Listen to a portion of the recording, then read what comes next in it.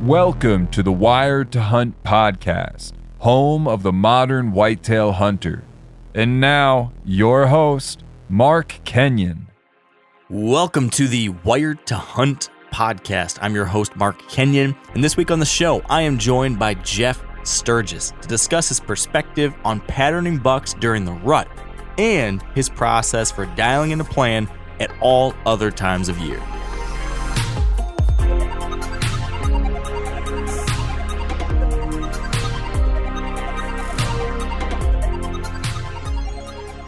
All right, welcome to the Wired to Hunt podcast, brought to you by First Light.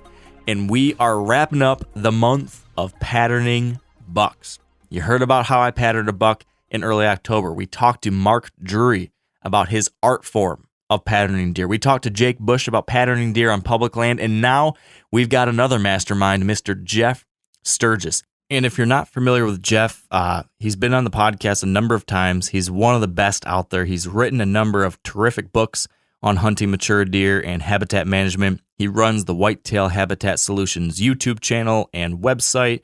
He does consulting. He has online classes. He has so much incredible content helping folks find deer, pattern deer, hunt deer, manage for deer, improve deer habitat, all this kind of stuff. Jeff is truly...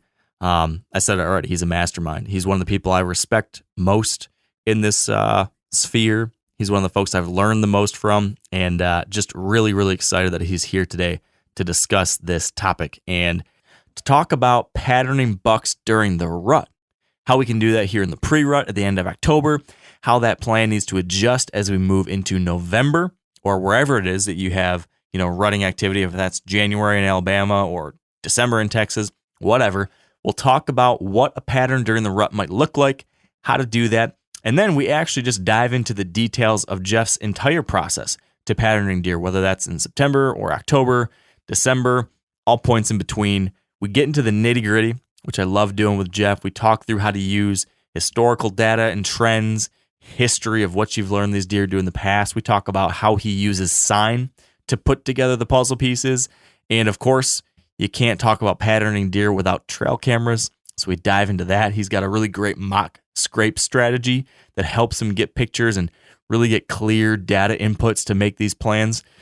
So that's what's in store for today. I'm excited when this podcast drops. It is the end of October.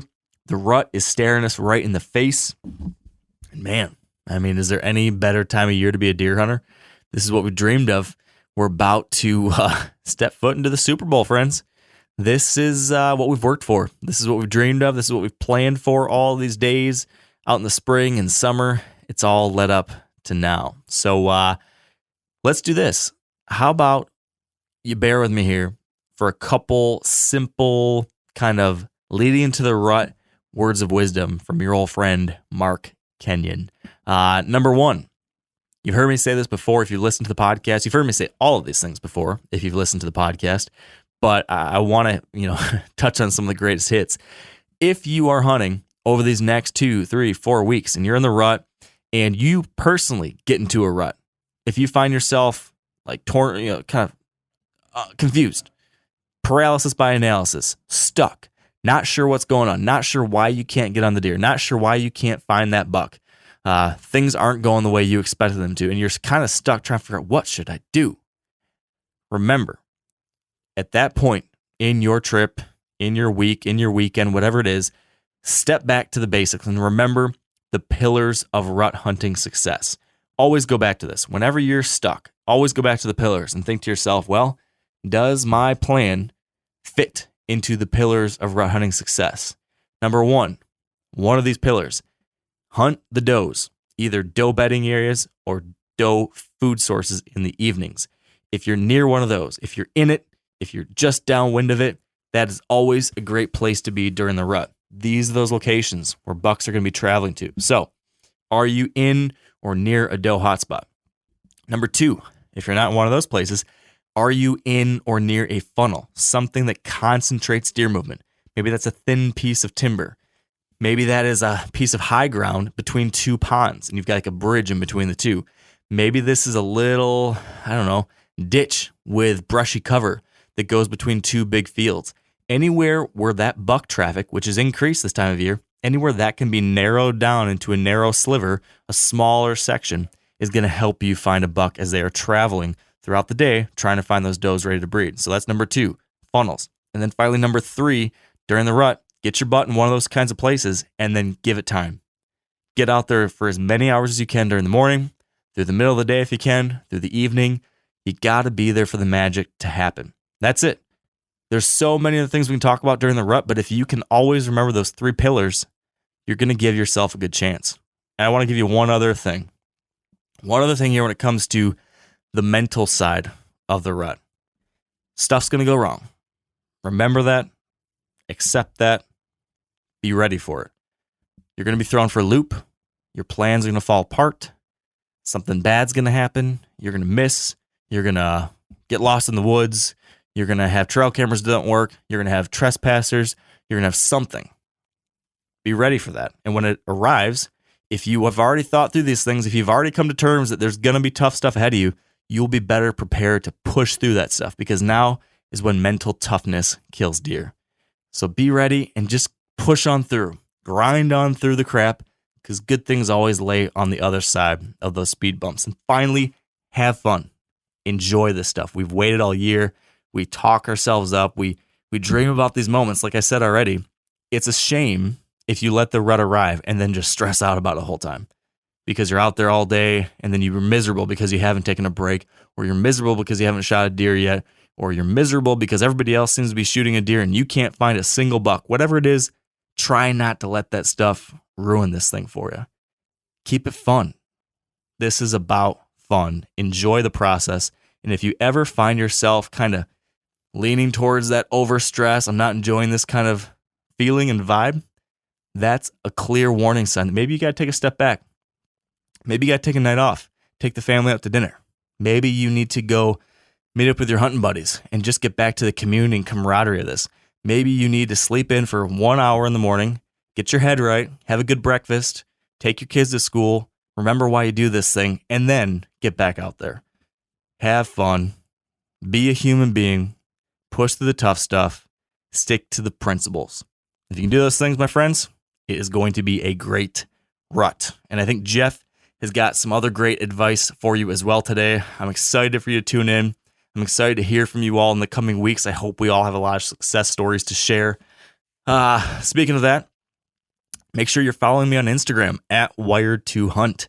If you want to see how my trips are going, I'm about to take off for the big 1 week in November trip. I'm going to be heading to Nebraska and Ohio. So I can't wait to share those experiences along the way. Check them on out over on IG, and I will have the stories here in the podcast as soon as I can as well. So without any further ado, let's get into today's show with Jeff Sturgis. All right, with me now, back on the show, is one of our all-time favorite guests, Mr. Jeff Sturgis. Jeff, thank you for being here. Yeah, thank you, Mark. It's always great chatting with you, and it has been a long time. I don't remember how many times I've been on your podcast, but I know the years have flown by. It's been a few years.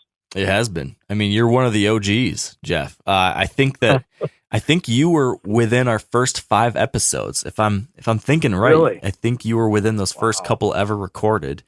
And I know you and I were talking and doing stuff even well before the podcast even started. So yeah. I think my food plot book was 2014, and you wrote the foreword for that. Yeah, so I forgot about that. That was 8 years ago, just right there, and we had been talking, for years before then too. Yeah, man. Well, I've learned a ton from you, and I've always appreciated you coming on here, and I always know this is going to be like one of our best of the year. Maybe selfishly, because I just love the way you think. Like you think about things, you process things, you approach things in a way that very much jives with me and how I like to go about it. You're super analytical with it, which just fascinates me, the way you go about it. And that is why I thought this series we're doing this month, that you would be one of the perfect people for it. So the series, as you know, we're focusing all on patterning bucks. Like the month of October, everyone we've talked to has been all about patterning deer. And this one, Jeff, that we're going to do is going to drop at the end of October. So when people listening to special this, yeah, it is. They'll be hearing this, hopefully end of October or beginning of November. And I think there will be some people who might say patterning bucks. Well, it's November. Nobody can pattern a buck in November. And they might be thinking that this isn't for them at this point. So my question for you is this, to kick it off, Jeff. Can you pattern a buck during the rut? Because a lot of people say you can't. I sure do think you can. Now, that being said, to me, to really lock into a core home range from whether it's mid-October, end of October, and then all the way through a lot of times in early December, and they'll spend the majority of their time, what I see, in that location. And so in that respect, yes, you can pattern them.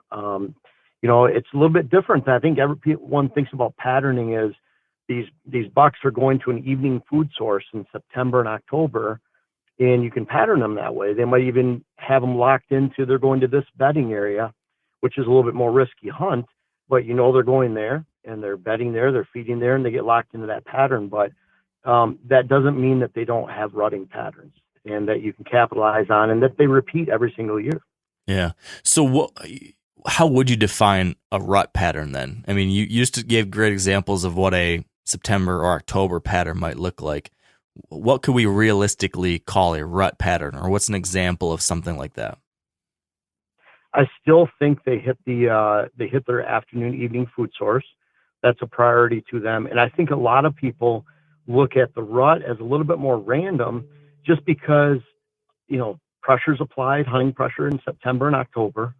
And then bucks seem to find a way to gravitate towards those food sources and habitats that they want to hang out during that specific time. And really, hunting pressure, changing food sources, changing the quality of the bedding or the security of the bedding, they'll move a long ways. And I always I call it the 5% club, but it's really those properties, 5% of all properties that really attract mature bucks.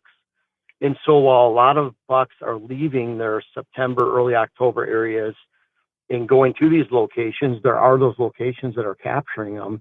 And then they're still hitting their afternoon food sources on a somewhat regular basis. If there's water holes that they want to hit, often they're hitting those water hole foods or water hole sources. And then at the same time, you really see the same bucks being in the same smaller location between doe bedding areas and buck bedding areas. So you really see I'm hunting more. And really during this time, some of those patterns, I almost refer to it as vertical, perpendicular, for where you're looking at bucks are going straight from, not straight, but they're going from a bedding area to a food source. And then that completely flips around this time of year where they're more paralleling those food sources, paralleling those bedding areas. And so trails that you didn't hunt in September, October now become very patternable because they're flipping around and they're going between those bedding areas, between those food sources. It's a completely different game, stands that we don't even use the rest of the year for the rut. That's a great point. I really like that vertical versus parallel or horizontal type movement is so true. I kind of want to I'm going to do a weird kind of chronological thing. I want to focus kind of first on, these rut ideas, and then I'm probably going to bring us back and ask about some of the things that you're doing outside of the rut. But real quick, if you had to pick like the best time of year to have a buck patterned and kill a buck on a pattern, what would that window be where it's like the primo time to have this kind of success? Is it like late October? Is it right now? Or is it that early season time period? What do you think? Or something else entirely? Oh boy, that's a tough one. Well, we're talking about the rut, so do we need to talk about the early season? It's kind of like the early season you have a short window, meaning that it seems like those early season patterns are fleeting, especially in your home state of Michigan, where the opener is October 1st. Yeah. Well, those bucks change your pattern, and it might not have anything to do with hunting pressure, but think about all the hunting pressure that's applied. Well, when they get locked into their fall range where they're really going to hang out for late October, November, December, then to me that late October pre-rut time where the does aren't necessarily ready, but the bucks are, is just such an outstanding time because they'll move a lot more. To me, they move a lot more during daylight. They finally move during the morning hours, sometimes to me, several times more than they do in the afternoon, evening, where they're more relating to that food source movement. In the morning, it's still cool. They're still making rub scrapes, moving around near the bedding areas. And they still might not leave a 10-acre area, but they're really active within that area. So to me, for a longer window of time, you have more of a predictable amount of time that you can actually pattern a buck during that pre-rut time. And then when he gets into the rut, he still could hold some of those same patterns, but let's face it, he could be on a doe a mile away. That he's just some random chance that he's over there. You still hunt, you still can hunt those same patterns. You can still kill that target buck. But to me, he's in that window a little bit less time. He's really consistent at the end of October, which might be more like early November for someone in Kansas, Tennessee, Arkansas, West Virginia, a little bit further south. Yeah, I've definitely seen that myself in some places where even though there is the crazy rut stuff going on, there's still a general kind of cycle that's happening that you can kind of pattern. Like you mentioned, that doe bedding area, checking doe bedding to doe bedding. I've seen bucks repeat, like, okay, they're going to hit this bedding area, and then they're going to hit this next one, and then they're going to hit that next one, and they're going to come through and hit it again sometime in the next day or two or whatever it is. Of course, there's the chance to get on a doe and disappear for 2 days, but you can kind of develop that predictive capability based on some of those observations. So I guess that is relevant, because I'm curious, what specific things are you doing that are unique to this time period when you're trying to pattern a buck during the rut that's different than what you would do in September or October? Like what is unique to your rut pattern in development or execution for this time of year? Boy, there's a few things, Mark. I wish I had a list, but there's one of the things that I think is really critical. We'll just start off in the early season. I'll notice when it's really hot, when it's really windy, it just doesn't seem like those bucks are moving during daylight. They don't have to. They're big bodies. They have a lot of fat on them. They're just putting on fat, and they seem to be a lot more docile. They're just kind of, you can catch them in that pattern. But to me, that weather really plays an important role on how far they're going to move during daylight. And it's not that they're moving that much more. It seems like they might move 10 minutes, a half hour before dark instead of 10 minutes, a half hour after. Same movement, same amount of time. And it's just a little bit different timing. Where when it gets into closer to the pre-rut, an evening hunt, for example, last night it was about 49 degrees when we came in from hunting. And that's a really cool temperature.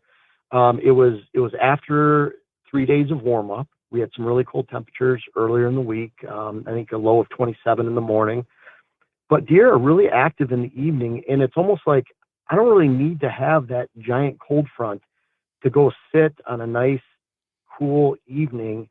I'll place more of a priority on hunts in the evening that I wouldn't, say an average temperature day. Say the average high is 52. And so we have a day that's 54. Well, that's not that far off. And when you get into the pre-rut, those bucks are active. And unless it's really hot, really windy, there's something extreme going on, I find that they're moving more during daylight. And so I'll focus on more average days during the pre-rut, where I wouldn't have sat those average weather days during September, October, if that makes sense. So that's one big thing. I'll start hunting a little bit more frequent. Those mornings are really key on those cold mornings. And so I'll start to flip the morning stands during this time of year. I've sat one morning now. Unless I have a buck pegged in the early season where I really believe that he's bedding in this location. And I'll give you an example. Let's say a 20-acre woodlot. It's surrounded by ag fields, and one side is planted maybe in corn. Let's say they're hitting the bean side. That's where they're at every night. You think you can sneak in that corn side. There's a ditch bank back there. There's a little mound or something where you think those bucks bed. And you could sneak in, blow your set back in the corn because they're not eating that corn on October 5th. And you're waiting for those bucks to come back to you. That's an example of a really good morning setup. Maybe you're walking through brush, non-deer area, swamp, water. You cross a creek, a river. You get into the back of a woodlot and you wait for those bucks to come back in the morning. That's just a really defined use, but a lot of people don't have that opportunity. And I normally don't, even around here on the properties I hunt. So I don't hunt a lot of mornings because evening can be so predictable. Like we talked earlier, that's just, they're doing this, they're moving from here to here. But when it comes to this time of year in the pre-rut, we even see on our trail cameras that the bucks are very active in the mornings. I saw one of the 5-year-olds this morning. He was moving across a small food plot about an hour and a half after daylight. Wow. He hasn't done that all year. We haven't seen that. And so right now is when it really starts picking up, where morning opportunities are great. I'm placing a little bit more priority on those average sits in the evening. But I'm still looking at it that this is a morning stand here and this is an evening stand here. I think it's very important as people get into November and the rut that they talk about, really define, this is a morning stand, this is an evening stand. Because if you spend all day in a morning stand back in bedding areas, those bucks are going to focus on food in the afternoon, even if they're moving for does. That's where the does are going. Then you're going to spend half of your day in an unproductive stand. So I like to really focus on morning and then flip around to hunt that evening hunt, even if I'm sitting all day. Yep, that makes sense. One thing that I often think about is when it comes to the rut, is the speed, maybe not speed, it's the duration of a pattern during the rut. So, for example, the opposite of this might be a September pattern or in October, let's say like late September into early October here in Michigan, I had some bucks that were, very frequently mature bucks moving in the evening, in daylight, out of a swamp into a green bean field. And they would do it almost nightly or every other night or something like that. And that was going on for weeks on end. I was getting relatively consistent daylight pictures of a mature buck doing this thing. And I knew, until those beans changed or someone went there and blew it out, he was going to keep doing that. And so that was a pattern I knew had some time on it. But on the opposite side of things, when I see something pop up during November, let's say a buck shows up on my cell camera and he's in a bean field tonight, or a buck shows up on a scrape back in some transition cover or something like that. My question to you is, how fast do you need to jump on a pattern if you see something happen twice in a row or 2 times in a week or something? How fast do you need to jump on something like that during the rut, or how long will it last? Because my assumption has always been like these things are very fleeting during the rut. Has that been your experience, or how do you look at the speed of taking advantage of something you're observing during that time period? I think it depends on the buck. So now you're talking November, let's say it's November 5th, and you have a buck that you haven't seen all year. You maybe even knew he was live. You made it through the season. You had trail cam pictures in February or whatever it might be. You're waiting for him to show up. All of a sudden he's there. Well, it's almost like he's told you at that point of the season that, hey, you're not right in the middle of my wheelhouse, but you're part of my wheelhouse. And I look at it like you need to jump on that immediately. So if you see him, he's there, he's cutting through this funnel. Maybe you see him from a distance, you need to jump on him right then, because he's going to go back home eventually. He's going to spend the majority of his time at home. And he's already told you, you're only a part of my wheelhouse. You're not my wheelhouse. You're not in the center of it. So you're on the fringe area of his. On the flip side, you have this buck that you've been watching, and he's consistently started to hone in on your property more October 10th, October 15th. You start seeing him more often. There's more sign popping up that you believe is him, pictures, whatever it might be. That's that buck that he's going to be in your area half the time. So I'm not saying you don't jump on that sign. I'm always looking at, like, if he just was there this morning, I better get there this evening if I think he's coming back. I've watched a 5-6-year-old buck go up with a doe, assumingly breeder in a certain bedding area. He went in one way because of the wind. I had to sit on the other side of that bedding area, but I waited for him to come back and, come out, and he comes out that evening. So, you just have to jump on that right away. And he might have been back in that bedding area 3 days later or 4 days later, but that's a case where a day, the same day matters. Yeah. So really, some of those bucks are there consistently, but then you have some of those giants. There's one in Wisconsin I'm waiting for. I've had one picture of him so far. I know he's alive. Knew he made it through the season, but boy, I'd love to see him. And so when he all of a sudden starts to be more consistent on the land, I don't want to miss out on that opportunity. Yeah, so that's not an uncommon thing to have, like a rut buck, like a buck who you never see except for a handful of times during the rut.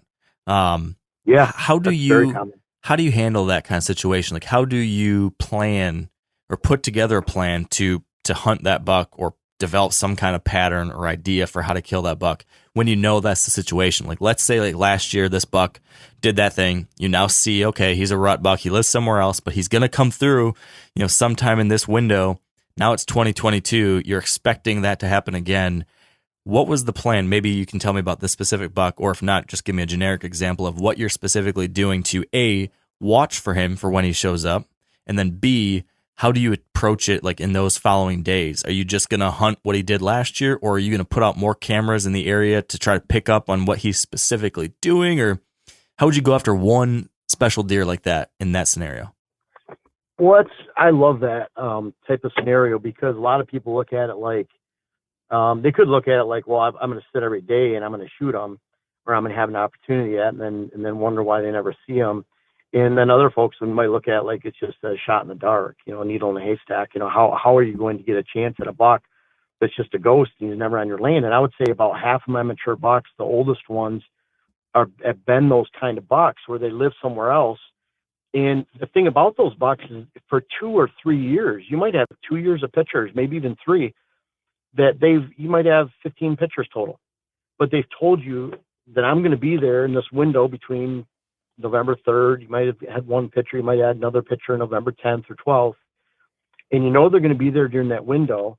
They're going to move a lot, because they're already moving wherever they're coming from. If those bucks are showing up in the middle of the night once or twice in October, they're telling you I live a mile away or a mile and a half away. So when he gets to you, he's already moving a lot. So you can count on him not to just sit around.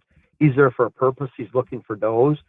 And so that makes me think that I can sit on funnels in that area, whether it's joining woodlots or a swamp edge in that area, areas that I can blow my scent safely somewhere else, and I can pick around and have a reasonable chance of shooting that buck, because he's told me for 2 or 3 years he'll be there, even if it's just 12, 15 pictures.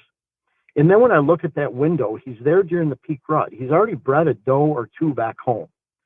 And so in the pre-rut, he finds all the bucks get invited to the party. He gets to find a doe. Every other buck gets to find a doe. And then that second or third one becomes a little bit harder. They only breed 2 to 4, I think, in that first primary rut, and that's any buck. So that second or third buck, he starts ranging out a little bit more. And that's when you start to see those trail cam photos. And in our area, that would be November 2nd, 3rd through the 10th, 12th, somewhere around there, maybe even the 14th, the 15th. That'd be towards on the back side of that window. Well, then if he's coming a long ways, and he's coming a long ways from home to be there during that time, and he's told you that for 2 or 3 years because you just had a handful of pictures, maybe a couple of sightings, well, then he's not going to move over when it's, let's say, northern Ohio. I don't know what the average high is in early November, but I would guess that it's low 50s to mid 50s. Just a guess, maybe high 40s, but somewhere around in there. Let's say it's 75 and 35 mile an hour winds. I just don't think he's going to make that long trek. It's too windy. It's too stressful. He can't hear, can't see as well. I just don't think he makes that long trek over to the land. If it's really, really windy, thunder, lightning, extreme temperatures, extreme wind, extreme snow, hail, sleet, whatever it was, I just don't think he makes that trek. So you look at that 10-day forecast around there from the 2nd of November to the 12th, 14th of November, and you say, these are 3 or 4 really solid cold front days where this cold front's passed through, nice morning lows. The winds have subsided, not necessarily. I kind of like when there's a little bit of wind, but instead of being 35 mile an hour November winds, they're now 12 or 15 mile an hour winds, or 8 miles an hour. And so that front has gone by. So I look at it like you could take that 10-day window and say, you know what, I bet if he's here, it's going to be on one of those 3 days. So then I put a priority on hunting those funnels where I know that he's been around in the past, making that assumption he's going to be through that funnel. And it's amazing how you show up to hunt one of those on a good cold front evening or morning, and he falls right into your lap. Here, a buck you only have 12 pictures of over a 2 to 3 year period, and you haven't even seen that year yet on the land. And then you might check a trail camera, and here there's 3 or 4 pictures on there that he's been around. But to me, it's not that much of a needle in a haystack when he's told you for 2 or 3 years, you're a part of my wheelhouse, when you can narrow down to those good cruising days for him with the assumption he's traveling a little ways to get there. And then you can sit on some known rut funnels in that area that are a little bit thick, might be inviting to him. He's actually probably be out through an open hardwood woodlot or open field. He's going along a thick edge somewhere, and then you're going in and popping in for him, and you shoot him. And it makes it sound easy, but it's almost like you plan on that happening He's told you he's going to be there. You watch the weather. You look for the good days to sit. You go sit on a funnel, and you've done everything to prepare for that moment. And it's really, he hasn't told you he's going to be there the 17th of December or mid-December or even mid-January or August or September or early October. Even the end of October, he's told you he's going to be back during that window in early November. He's going to be there during daylight. And you just narrow it down and pick the right stand, and you hunt. You could hunt 3 or 4 sits for that buck if you're just picking around on those funnels. And you might find that he moved by 2 of your other stand locations that day too, because he's moving around so much. So to me, you hunt a buck like that, and it becomes a lot easier than you might think. Yeah. So you touched on one of the topics I was curious about, and I'm wondering if your perspective on it is different outside of the rut. So one of the things I'm always curious about is what happens in your mind when a historical trend, like an annual pattern, those dates arrive, but the conditions don't match. So his window of showing up for you is usually like the 7th through the 12th, let's say. And this year, though, the 7th through the 12th comes up and you've got hot, cruddy weather. So what you just told me during the rut would be, well, you're going to try to find the best cold weather days within that window or close to it, because he won't make that move on the hot weather day. What about if this situation, if this was a historical trend we were trying to take advantage of, not during the rut? So if this was like, man, for whatever reason, he always shows up mid-October and he hangs out for a week or something like that, or maybe same thing, but December. Does the match between dates and conditions matter more or less outside of the rut? Yeah, that's a good question. I think it depends on, you always have to ask yourself, why is he showing up at that time? For example, we had a spot in Wisconsin that we would have some odd bucks show up in mid-October. Well, then we found out the neighbors from Chicago were coming over, and that's when they would go into their cabin, and they had a big hunting weekend, and they were in the middle of 160 acres, mostly open hardwoods. Their cabin's in the middle, and they drove side-by-side ATVs to their stands, and it was just a big moment to push deer off their land. And so if you knew that they were there, we got to where we would actually drive over and see if their gate was open or not to know which stands to sit in, because we would make the assumption they're going to push deer off their land as soon as they came, as soon as they showed up, as soon as they went hunting. And then in December, I see a lot of cool bucks. There was a buck last year I was really hoping to hunt, even though I only had 2 or 3 pictures of him throughout the entire season. I shot him during middle of muzzleloader season in early December in Wisconsin. And it was the first time I saw him in person, and I was just hunting late season food sources. And I was making sure that it was with muzzleloader. I shot him at like 195 yards, so a little ways away, but it was a spot where I could let those food sources sit, not disturb them, and just wait for that buck to show up. And there's one other one I would have liked to have shot too. But between the 2 of them, you're just waiting for one of them to show up. And so I guess you'd have to ask for the conditions. And in those conditions right there, where they're on feeding conditions, yeah, if it's really windy and stormy, they're probably not out there. And then in that early season, whether, maybe they're making a transition from their summer range to their fall. Maybe they only stick around because, there's a lot of people that overpressure their land. So this buck shows up, they come in and get a couple sits in there and spook them off. So there's a lot of, when I go to clients, it's always interesting because it's kind of an interview of, yeah, we have this big buck that shows up now. And so you start asking, well, when do you hunt? When do your neighbors hunt? When do your food sources peak? Are your food sources dwindling at that time? Do your food sources run out the end of October? There's a lot of conditions that you could really discuss and explore with that.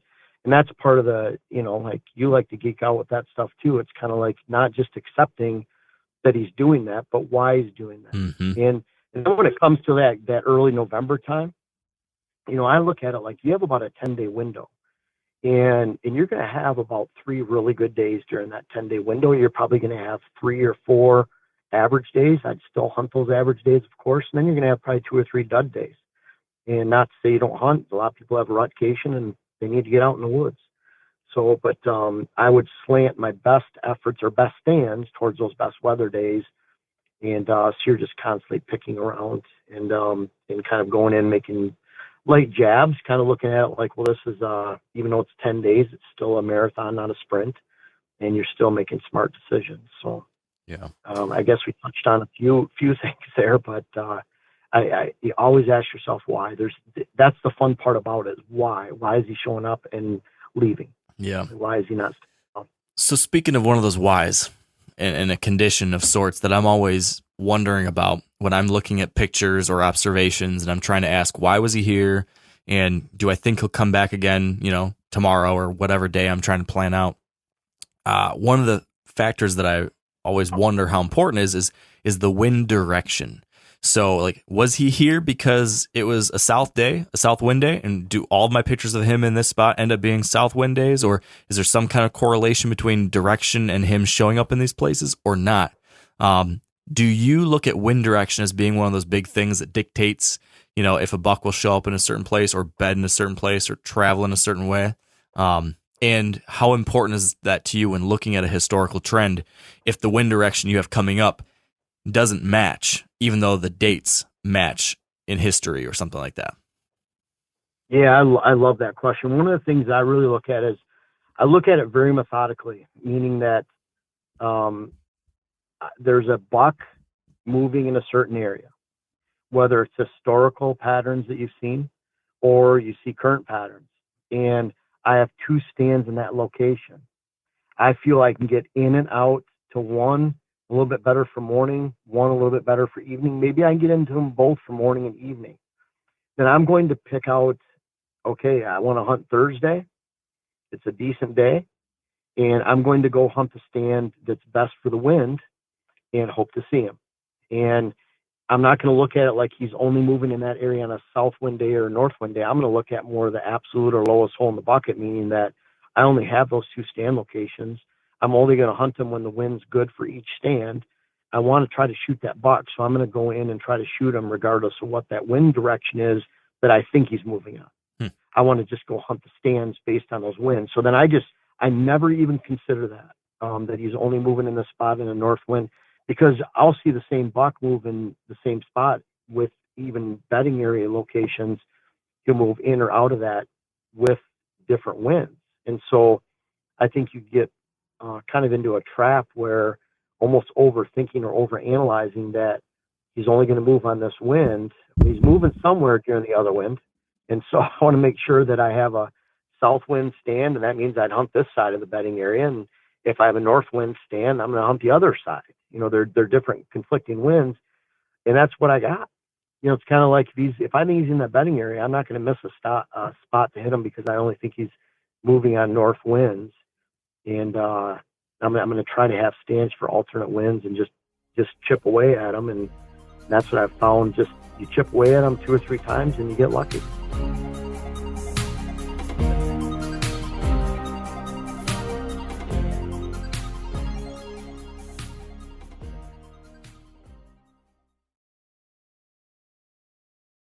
I feel like I need to bring us back to the beginning a little bit to even better understand how you're getting some of this information, because I got ahead of myself a little bit because of the rut. But probably to get the information that you're talking about, this historical information, these real-time pictures, these observations, we got to talk about how you get that data, because that then gives you the tools you need to make a decision on November 1st or October 29th or November 12th, whatever it is. So can you walk me through what your process looks like when you are trying to pattern a deer? Let's just say the previous season had ended. It's the first day of a new season, and in your mind, hey, there's a buck I know made it, and I really want to kill him in 2023 or 2022, whatever scenario you want to be in. Can you talk me through what you're doing throughout the year to build or to determine what that pattern is? So everything from what scouting matters in this patterning process to what camera work you're doing matters for this process to if you do any observation stuff that might build this out. I know you're doing lots of habitat, so there's tons of other things you're doing, but just specifically to the trying to develop a data set to help you pattern this deer, what does that part of your process look like leading up to this season? Yeah, that's a good question. There's, I love talking about this stuff with you, Mark. It's fun, but you could fast forward that all the way to right current in the season and all the way to the last day, the day after the season ends. for one thing, you're knowing that he's there, and knowing that he's here, whether it's by personal observation, trail camera, or sign. And so, a lot of times when we're on private land around here, we know what bucks made it through the season. Neighbors might share a picture. You might see them. You might get your own picture. You might find a shed. So you know he's around. And then you start thinking about all the places that you saw him, and you really start to narrow down. Now, some people will go to a map. I use HuntWise. I think you use Onyx, and whatever someone uses. But you can start placing pins for those bucks. Some people take a paper map and they'll actually put it on a whiteboard almost. They're marking where they think that buck is. I just remember in my head, where we've had pictures, where we've seen them before. And then I'm making a reasonable estimation when I'm out shed hunting, walking the property in the off season, especially right after the season ends, is what kind of sign am I seeing to back that up? And you're looking at like, man, that, I've gotten pictures of this certain buck here and here, or I found a shed here, I got pictures here, and then I'm finding this really good sign in between. And you start to like put the pictures together. When he comes through this area, he's moving in this location. And then you're going into the season with, how can I have a plan of attack where I can hunt here, here, and here with different winds, maybe a morning stand here that's closer to bedding, an afternoon stand here that's closer to food. You have that stand assemblage for that buck. And then you're actually going in and just chipping away at them at that time where your pictures, your personal observations, the signs popped up that you think is his. And then you're just going, and for me, I picked those better weather days. So if I was going in for a buck like that, then I want to make sure that the wind is perfect, that the weather's decent. And then I'm going in with all that leading up to it. Yeah, I think he's moving through this funnel. I think I can hunt this stand. And I'm not so much worrying about, what the wind direction is or anything like that, other than I have these three stands I have set for this buck. He moves through this area, and it's that time of year where he's around. The signs popping up. I'm getting pictures of him, whatever, or historical. And so then I'm just making that methodical decision. Well, it's a southwest wind. It's an evening stand. I can hunt this one stand, so I go in and hunt it. And I don't put much thought into it. I kind of go at it a little bit more black and white so that it doesn't cloud my thoughts. You just, this is what I have. I'm going to go hunt them. And that can even apply to, like there's a real nice buck that I shot. I think it's going back to, 2011 on public land in the UP in Michigan. I went to scout for opening day of gun season, and I'm way out in the swamps where I used to hunt. It's on public land, going about 45 minutes. My son Jake and I were actually there last year on opening day in Michigan, which was a different story. But I went in there, and there's some giant rubs. And when you find rubs out in the public land in Michigan, you start looking for bait piles. And if there's no bait piles, then in these rubs are few and far between. You start to think, man, this is a daytime pattern. It's way out away from bait piles, other people, other access points. You start to think, man, I could be onto something. So here I'm hunting sign. I'm hunting big rubs, a couple big scrapes. I'm thinking, okay, I can go through this marsh. I can blow my scent out. I can sit in here in a little cluster of conifer. I actually took the boys out on opening day with me, drug them back there. They were like 8 and 10, chairs and pop up and everything, sit there all day. Dante, my stepson, thought he saw a giant buck at 1 o'clock in the afternoon.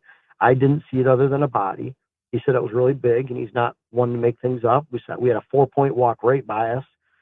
And so that was a Tuesday opener, I believe. And then 2 days later on Thursday, I went out there and went out for a morning hunt, and he ended up walking right into my lap. And I'm sure that was the buck that was making that sign. Ended up being close to 150-inch 8-point. It was just beautiful. And that was an example where I'm hunting sign, I'm hunting funnels, I'm hunting, this is what I have. I can hunt with west winds. I don't care what, I don't know what wind he's moving on, but I can only hunt with westerly winds on the edge of that swamp. I'm not going to walk through this funnel where I think he's moving through. So it worked out on Thursday. It happened to be a pretty good cold front that moved through Tuesday night, Wednesday. So when I went out, it was chilly, frosty, and he ended up coming right through to me. And that was, I didn't know what he looked like until literally I walked up to him and he was dead, other than partial mature antler, big buck, at 40 yards or whatever it was, and shot. And and got lucky and found him. So kind of the same scenario. This is what I have for stands in that area. This is where I think he's moving. This is the time of year. I have evidence that he's there, whether it's signed, pictures, personal observation, and then you're going in with your plan of attack, being careful. You're not going in too soon. You're not going in too often. Meaning, I have people. Someone asked me the other day on YouTube. They said, "What happens? You want to hunt this buck, certain stand location. What happens if the wind's wrong?" I just don't hunt the stand. I don't even consider it. It's just something that I have these 3 stands. They're good for these winds. These 2 are evening. This one's a morning wind. Morning stand. And I look at it like, okay, when I get that wind and it's a decent day, I'm going in for it. I can't remember if we've talked about this, Jeff. If we did, it's been a while. What's your take? I mean, you sort of answered this when I asked you about that wind direction correlation or not correlation to whether they move through or not. But a lot of folks, talk about hunting spots where the wind is right for the buck, where the buck can quarter in or have the wind in his face, and then the hunter tries to set up with a just off wind, like a wind that's just going to cut off the corner of where they think this buck's coming. What do you think about that? Is that something you? I think we've talked about that. Now, if I had my preference, it would be a little bit in the buck's favor, where they have that assumption of, it's kind of like when we're hunting in the hills around here and we're hunting high in the morning. He's got those thermals rising from below, and I think he's walking because he has that advantage of scent checking down below him. Mm-hmm. He's walking to with a purpose like that. And so for the rut, that's ideal. He's walking between bedding areas. He can scent check down below him for 100 to 150 yards. But again, I'm looking at that, a buck I shot out here 2 years ago, Kermit.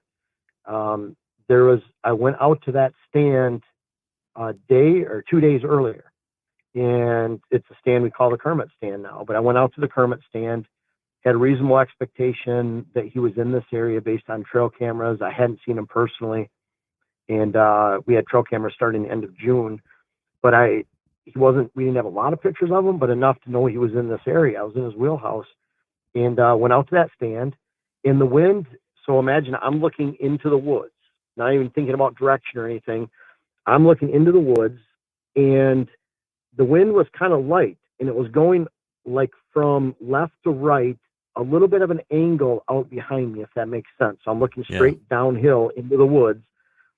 The problem is because it was forecasted to, let's say, 3-4 miles an hour at dark and then getting calm 2 to 3 hours after dark, the wind always basically foreshadows what's going to happen. And so I'm sitting there 3 hours before dark, and I'm looking at like, okay, this wind is really good favorable for him if he comes from the right side or he comes from the left side. I'm on a pinch point. There's a steep draw in front of me about 30 yards.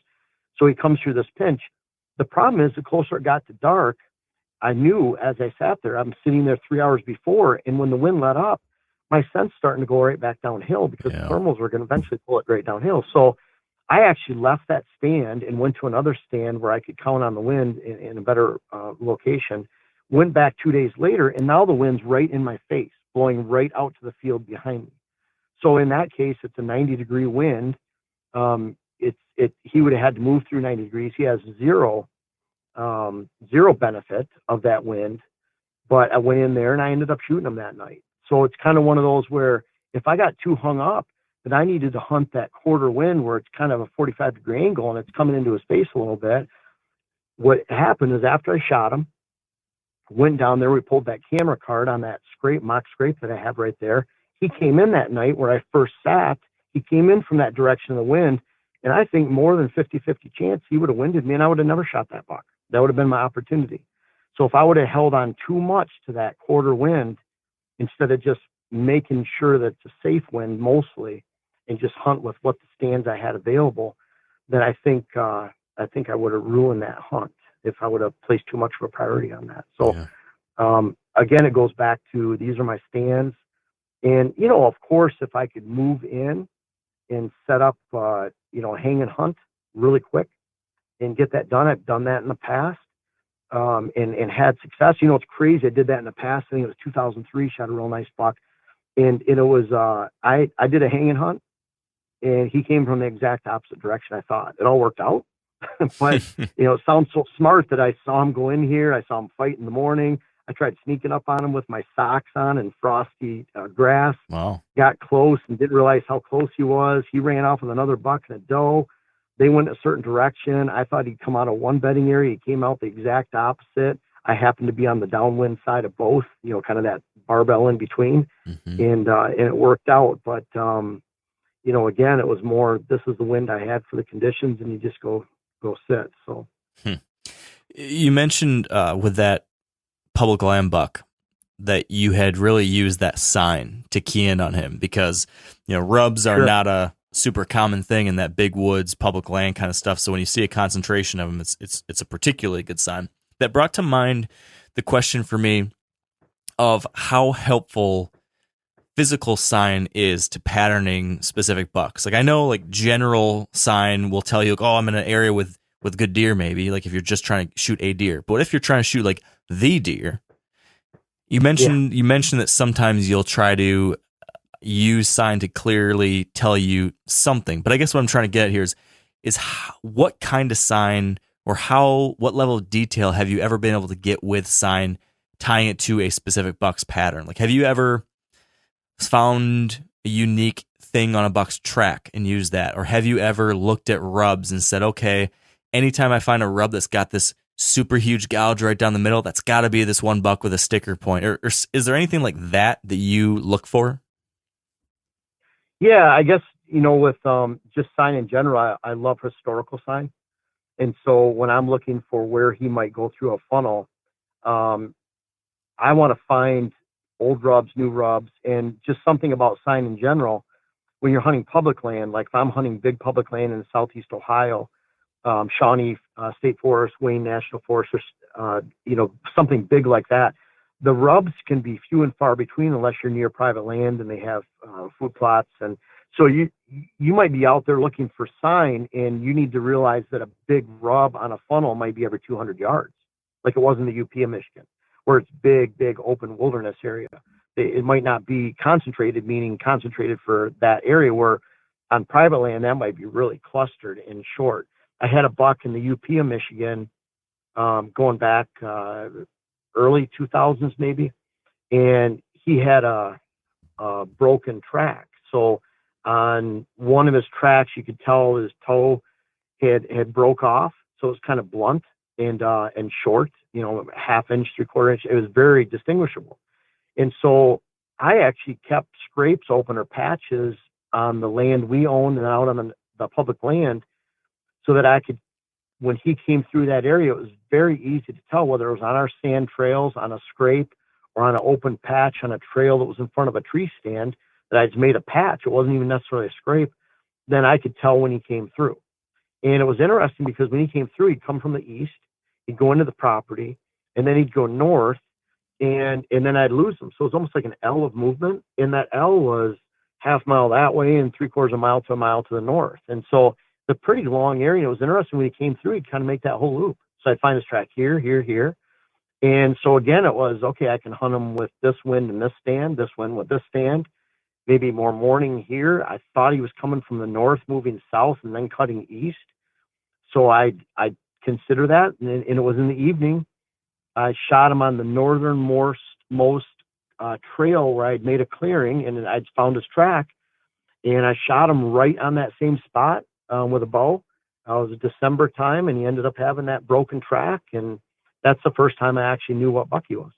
That's pretty cool. That was him with the track. And it was a medium-sized track. I would say that he was a 2.5 to 3.5-year-old buck. In fact, I would lean more towards 2. At that time, it was about 20 years ago. So, but he was that was a fun one. Gouges. What I really like is looking behind the rub and above. So you have the face of the rub, I'd call it, and then his antlers are angled, and so that upper beam that's on the back side, that can tell you a lot too, because you can start to guesstimate about how wide that buck was that made that rub. You can see if there's any stickers or kickers. And when you're in an area like some of the big wilderness areas, public land, that might not have as good a habitat or food sources, then it's uncharacteristic to have non-typical genes expressed when they're younger. They don't have a lot of stickers, kickers, little forks. And so when you start seeing that in some of those areas that are kind of remote, you think, man, this could be an older buck, just because it's got some stickers and kickers that aren't that common and on those cleaner racks when they're younger. And so something like that too, where I don't put a lot of credibility in that same buck's going to go right back by that same rub, but it lets me know he's in the area, and then I'm back down to hunting funnels and how can I get in and out. I think people can get wrapped up in, okay, he's got to be moving through here, but then you force the stand location because there's really not a good spot to set, or you have to walk through that area and leave your scent when you could shoot him just as easy on a funnel nearby. Yeah. This is kind of an interesting thing I just realized. We've been talking about patterning deer for like 47 minutes, give or take. And yeah. And we have almost not talked about trail cameras at all. Like, it's been kind of referenced a little bit lately, but we haven't really hammered it yet. Sure. That's kind of incredible that we've talked for 47 minutes and not gotten into cameras, because so many people rely on cameras almost 100% for their scouting Sure. and patterning. So I'm glad that's actually been the case, because I think it's important to point out to folks that patterning deer is not just a trail camera game, right? There's all these other things. Yeah. There's the observations, there's the history, there's, what were you gonna say? Well, yeah, what's interesting, you might have trail cam pictures from 2 or 3 years ago, but if you know that buck's around, you, for whatever reason, you've had the historical movement and patterning, you just need to know he's there to go in and kill him. I was going to mention, though, is it's interesting. You'll see, public land hunters that do something a certain way, private land hunters that do something. And I know, Mark, you've hunted a lot on private land and public land, and I know it's darn hard on both for different reasons. Yeah. It's interesting. I saw a meme going around where, someone had 8 camera locations on a 40-acre property or 80-acre property, and someone that with public land hunts was saying, something, making fun of that, kind of like, yeah, let's pattern this buck. This is going to be difficult. And, 8 cameras on 40 acres. You know how many cameras ruin it for people, meaning that they go back, they can't leave them alone. Yeah. They're going in and checking them all the time. They're changing batteries. They have too many. If bucks see them, it can spook them away. And it's really hard on 40 acres, because if you mess up on 40 acres for a particular buck and you're using trail cameras and you're really pushing things too hard, you have nowhere else to go. Right. You might not be back that season. Where on public land, you can at least go a half mile away over here, quarter mile away over here. I mean, heck, you can drive 50 miles away and hunt some other spot. And so I'm not saying it's easier on one or the other, but I think it's funny that, trail cameras can be picked on a little bit, as it makes it easier when the way a lot of people use them, I think it makes it harder for them. They know the buck's there, but there's a certain percentage out there where it can really hurt their hunt. Yeah, you make a great point. And I guess you're doing a wonderful job of helping me as a host here, because that's a perfect segue to the next thing I think we had to cover. How do you recommend we use cameras to pattern deer and not do what you just said, which is educate the deer, mess this up, make it harder than it has to be? I know I've watched lots of videos. I've heard you talk about your thought process behind placing cameras where you hunt, like right at your stand locations, which is another thing most people don't do. Could you talk a little bit about your location choices and then how you're doing that so that you get the data you need to pattern a deer without educating him? Sure. I really like, and I do this out on public land where I identify a natural scrape and a funnel that I want to hunt or want to know about. It seems like it might be that X of movement between clear cuts, away from people, lay of the land, a pinch point of something. And so you're putting a camera on a scrape, but I'm using those cameras. I would say 90% of my cameras are within bow shot of my stand locations. And I'm doing that because I want to know how effective that stand location is, for one. I like getting pictures at my stand locations. We use mock scrapes.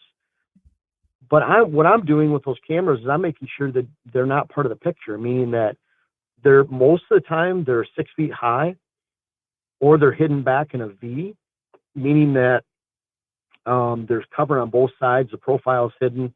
It's just kind of like they're shining out in a cove. And There's really not much of a reason for deer to walk by them, see them, notice them.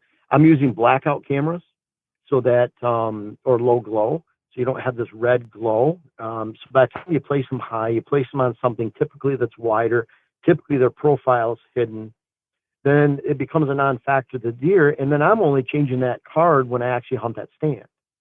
And it might be that I hunt a stand, and then on the way out in the evening, I know those deer are feeding somewhere all night away from where I'm hunting. So I might change 2 other cards on the way back because it's a similar access route. So I'm not taking this 11 o'clock drive on the ATV to go out and change trail camera cards. I'm keeping the cameras hidden. And then what I really like about that is when we use a mock scrape and it's right at that location, a lot of times we have that buck come in, they're focusing on that mock scrape. They're literally staring at the scrape. They don't notice the camera. They don't notice us in the stand.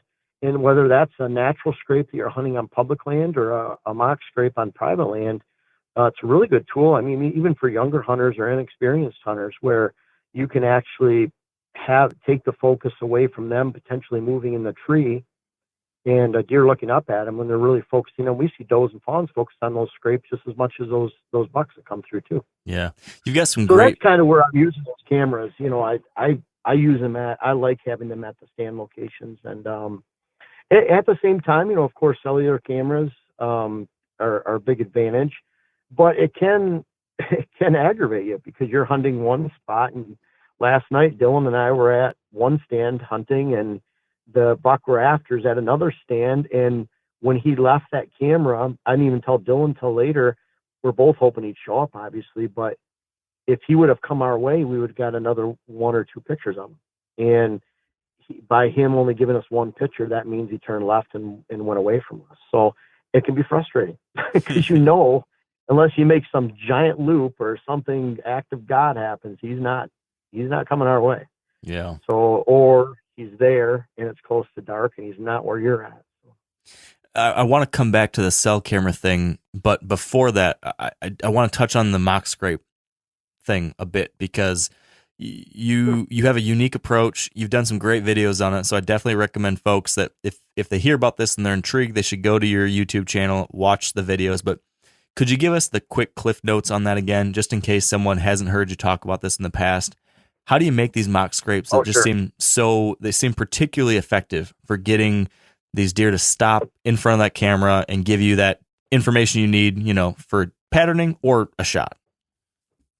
Well, they're a lot of fun. And, you know, I kind of stumbled upon it because in the past, there's people like Tony LaPratt in Southern Michigan, I would say late 90s, early 2000s. Oh, yeah. There are other individuals too. I want to say bow hunting October. The Wenzel brothers might have used this in the past too. Maybe that's where Tony got it from. But anyways, they're using a rope and hanging it from a branch. And so I'd see these ropes in the early 2000s, and I'd start going to properties, and I'd see. I went to one property. They literally had 500 mock scrapes on 200 acres, and they're all ropes. Wow. And a few of them were getting hit here and there, but nothing really that jumped out at you. And then I start seeing these. Some of my favorite natural scrapes I see on client properties or scouting in general for myself are vines that are hanging down, and it's just crazy. And some of the first scrapes I ever saw back in the 80s, back in Clarkston in Michigan, in that area. Now it's all deer woods, estates, and subdivisions, but you had these knolls back in the hardwoods. I didn't even know what those scrapes were. I had to show a guy, Al Bigger from church. I said, what are these? Like, these deer around here? And he's like, those are scrapes. They're making them under those vines. And so anyways, got the idea of just hanging those in. We broke jack pine branches in the UP in Michigan and then hanging those vines. And what I found is that when you put a camera on them, we'd hang these vines in more of a deer trail area, not off to the side like a traditional scrape at the edge of at the edge of the field. We'd put it where they're coming in and out in the trail or on a funnel. And every deer that walks by, because it's right in the trail, we hang them at waist high instead of a traditional licking branch that's chest high where a buck would mostly hit. So then when they come by and it's about waist high, it's right in the middle of the trail, we have does, fawns, and bucks leaving their scent on it, the preorbital gland scent, every time they come through. And so then, to me, the more scent that's included on that, the more deer hit it. It just becomes a part of their travel pattern. And I really strongly feel that, you know, when you have a scrape like that, and it's a vertical scrape hanging over a branch where all deer can participate then, including fawns. We have some really cool, lots of footage of fawns coming in and dancing around the scrape, playing with it, going back. You can imagine this fawn that's not even 2 months old. They don't even know what all those smells are. Their tails are flickering. They're curious. They run around. They come back to it. But when every deer is leaving their scent there, you can take 4 or 5 trails in an area and narrow it down to one, where that's where the deer are going to go. And so then we put a camera on it. What I find is during the summertime, I'll have cameras on my buck cruising scrapes just to know when a buck comes through. They'll always tell you they're alive, meaning that maybe they only come through once in July, a couple times in August, a couple times in September, but they'll come through that funnel where you expect to shoot them in the fall. And so all of a sudden he comes through and you think, man, that's that buck I want. That's him. That's that target buck. And he's coming, he's licking that. And then I think he likes all that smell. We can't comprehend their noses. We go by and smell bread. They go by and smell the ingredients and approximately which one's stronger than the other. So they're complete. I mean, think about a beagle where they hit a track of a rabbit, no snow, no rain, no mud, and they know exactly on the moment which way to turn and follow that rabbit based purely on scent. So their noses are so unique. So they go by and they smell these licking branches and that preorbital gland scent. To me, it's that accumulation of all those deer together. And so they're about waist high. I hang in most of those branches like jack pine up north, vines down here. Oak branches work really well. It's anything that traditionally gets rubbed quite a bit or scraped under. Hemlock in some areas. Well, then I'm hanging that. Usually they're 5 to 7 feet long. I'm hanging them from a rope, a branch. Typically, if it's really open, say you're hanging it like in a 2-track area where there's a big hardwood on both sides, not a lot of branches, I might make that vine or branch more like 8 feet long, 7 or 9 feet. And then I'll put a rope 12 feet up in the air or 13 feet up, stand on the back of the tailgate of the truck or use the steps from a ladder to get up a little bit on either side. And so it looks more natural. You don't want to have this 1-foot piece of vine just hanging there. I think that's unnatural to them. So a little bit longer when it's more open like that. But we're usually using 3/4 of an inch to an inch. It seems like smaller will still attract them, but it's not as visible, but it'll break.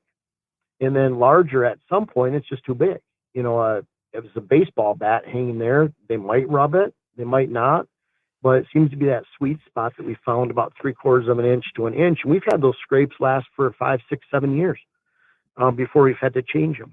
And so it's crazy. We have footage of bucks, mature bucks, 5, 6-year-old bucks that go up to those. And after they leave their scent on it, they literally move their antlers away from the scrape, the licking branch, and keep walking as if it's sacred or something. They just left their scent. It's a form of communication. And so it's really cool to watch the behavior of the bucks around there. You can, they get aggressive for about 10 days out of the year, maybe another week during the second rut. But other than that, and we might have some snap, but for the most part, they're leaving them alone. They leave their scent.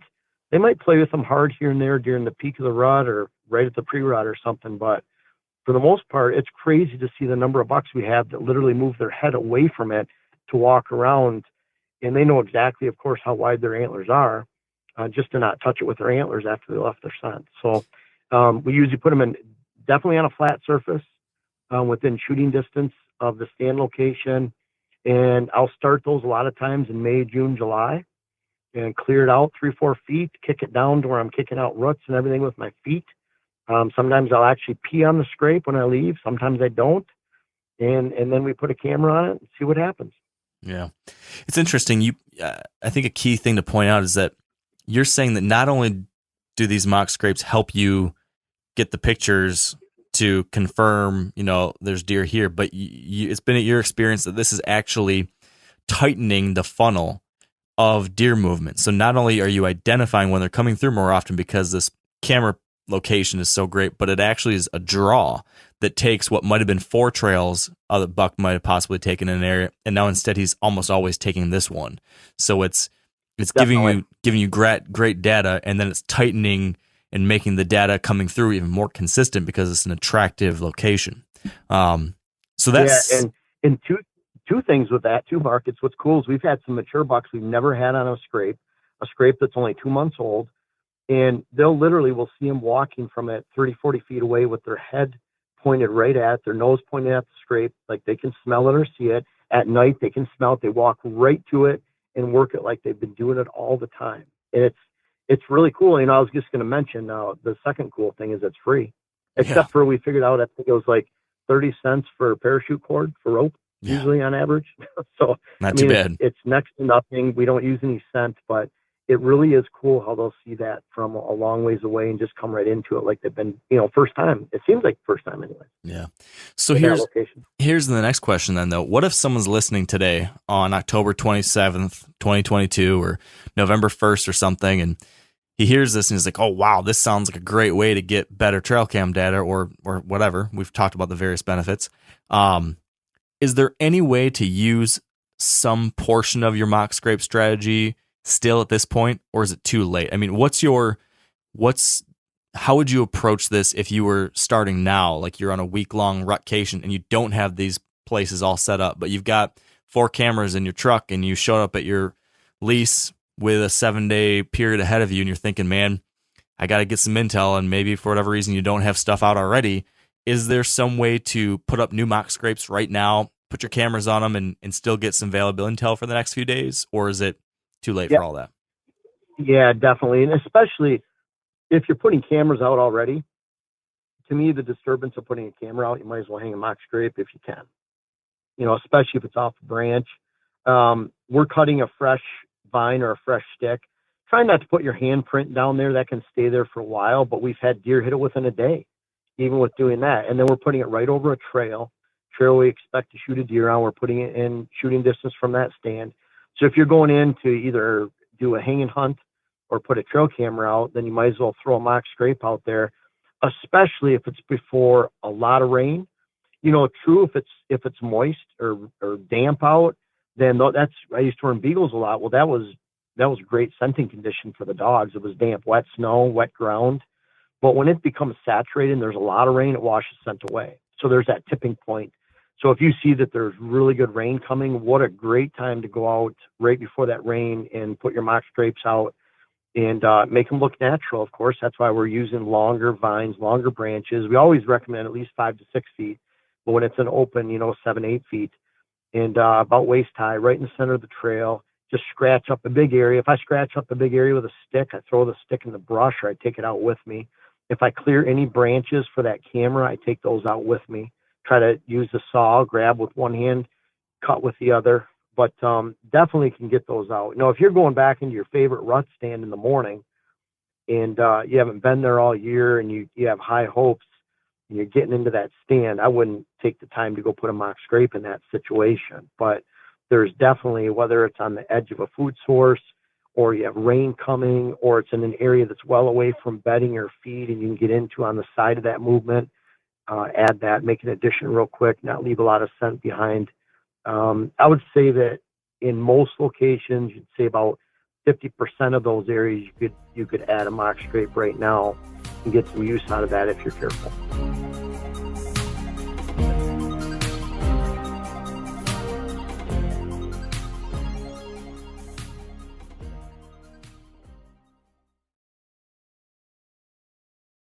That raises another question when you bring up this idea of, going into a spot to hang a camera.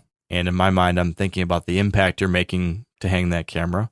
And one of the things you talk a lot about is in a trail camera strategy, not letting those cameras hurt you by going in to change batteries or SD cards or whatever too often or at the wrong times. And that's why you put these at your hunt locations and only check them when you're going to hunt.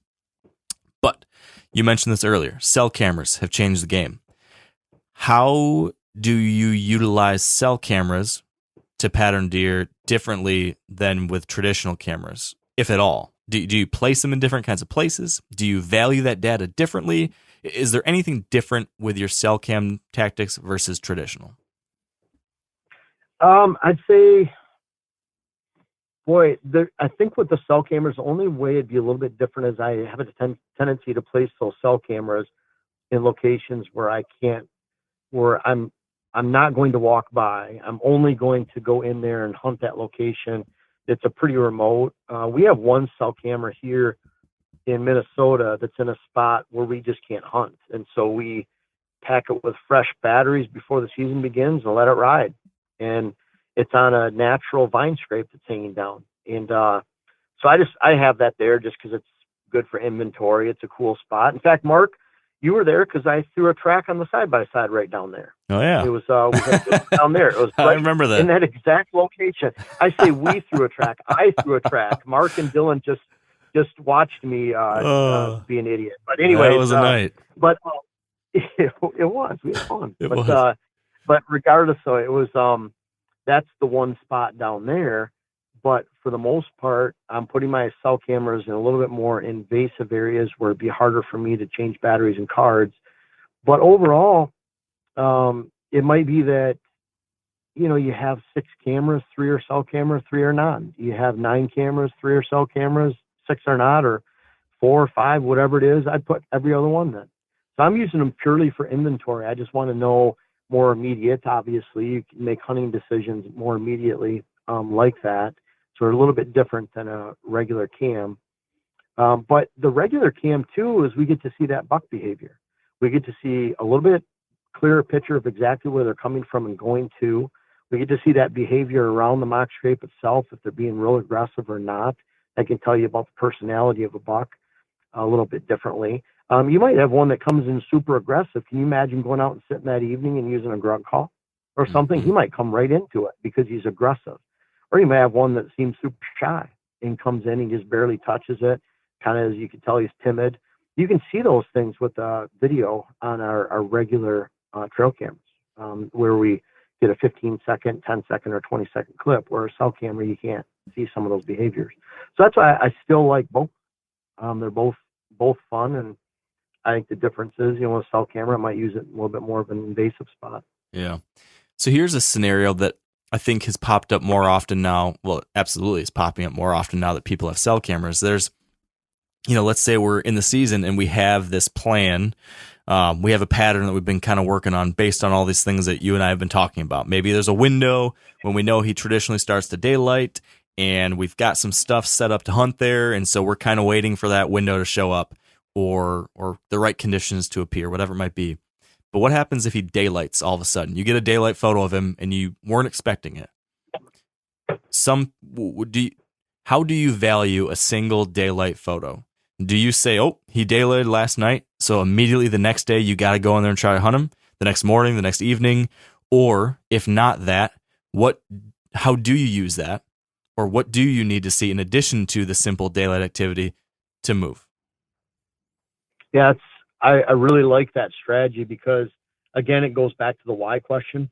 For example, sometimes we'll get a daylight picture of a buck and he's hurrying through, and it's on Saturday at 9 o'clock and we're next to public land, or we're next to a property where there might be someone hunting invasively. And I'm not saying he's not coming back, but why is he there at that time? Or maybe this is the traditional time. You're waiting every day for him to move in. And then when he moves in, and you get that daylight picture, well, if it's daylight, let's say he's going to a spot and it's 6:40 in the morning, it gets shooting light at 5 to 7, so 15 minutes later. I mean, he doesn't have enough time to cross a big field or open hardwoods to get back home. So then you ask, well, what bedding area is he in? And isn't it, I have a stand here, I have a stand there. It's kind of like you went into this bedding area. You're about 90% sure because you don't think he could go anywhere else in that time frame. He's probably pretty close because he's going to bed soon. And then you're going in and saying, well, I have this camera for this, or this stand for this wind, and this stand for this wind. You're making that game time decision. No different than, he comes out of a certain area in the evening. It's daylight, and you think, dang it, that buck was in that bedding area. He had to be, because he didn't move where he came out of. There's no way he could have moved that far to get to that location from any other direction. He had to be bedding there. Well, then is he going to bed there the next morning? There's a good chance. It's not 100%, but it's, maybe 30% chance, 40, 50, 20. It's good chance, whatever it is. So then if you have a stand that you can take appropriate, and that goes back to, doesn't matter to me what way the wind's blowing, other than I have a stand for this wind. It's on the edge of that bedding area. I'm going to go hunt it, and make that decision and so that's how I'll use that. like a cell camera to that effect. But you know, I'm trying to think of I've had stands or sits or locations I've hunted specifically for that. It always seems like when I go in there that time that I don't shoot them, I end up shooting them the next day or the next day on a different stand nearby on a funnel.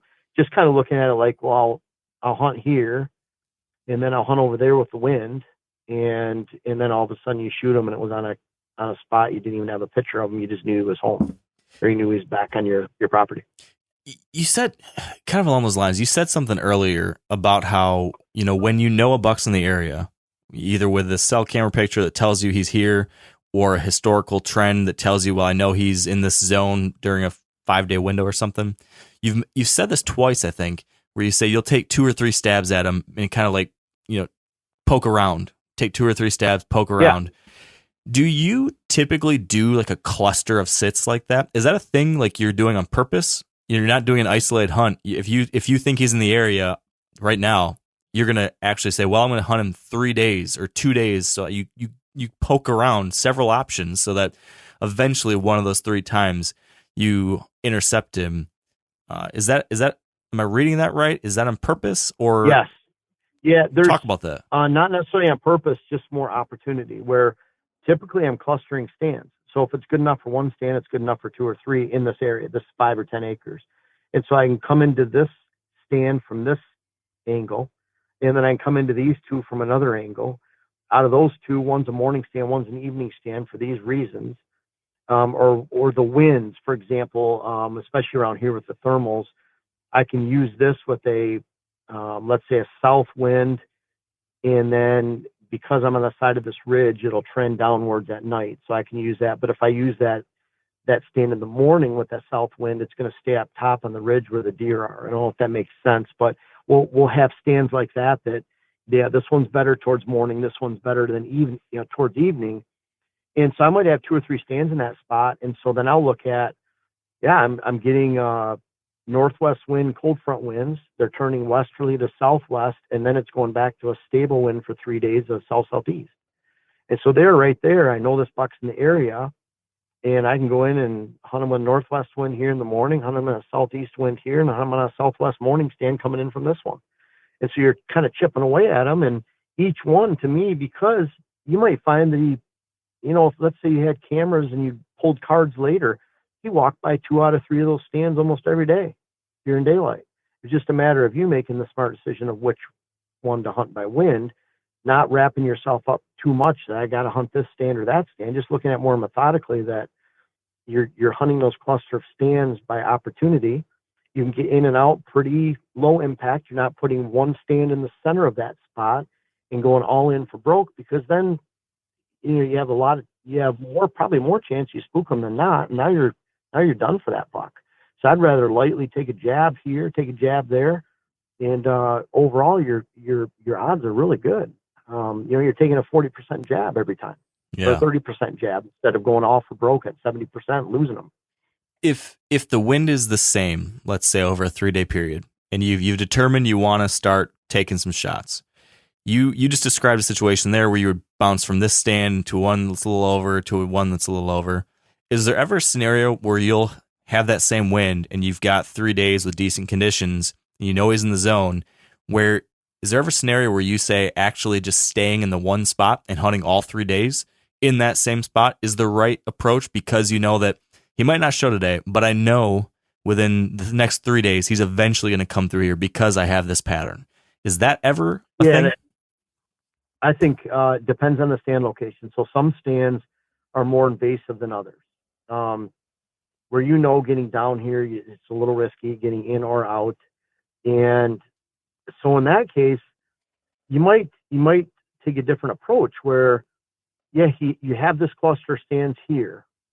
You go in there and hunt it, but it was pretty invasive. Maybe even spooked a doe or a fawn or something else, something that ran.